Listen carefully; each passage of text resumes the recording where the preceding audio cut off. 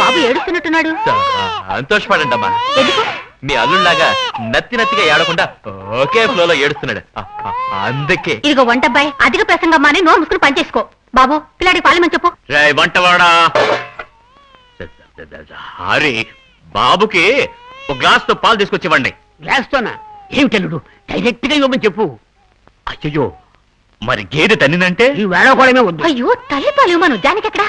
జానకి వెళ్ళారా? ఏంటమ్మా పిల్లాడికి పాలు? అయ్యో నేనా? ఏంటండి నువ్వివమ్మా.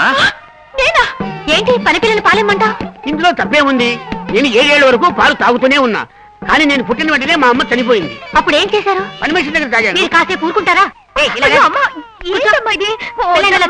దీనికి పాలివే. నాకు సిగ్గేస్తుందమ్మా. ముందు మగాళ్ళంతా బయటకు వెళ్ళండి. వెళ్ళండి. నువ్వెక్కడికి వెళ్తున్నావు? నువ్వు ఉండొచ్చు బాబు, ఉండొచ్చు. నేను వెళ్ళాలా? వెళ్ళండి. నువ్వు కూడా వెళ్ళమ్మా. ఏంటండి ఇది? ఇప్పుడు ఏం చేద్దాం?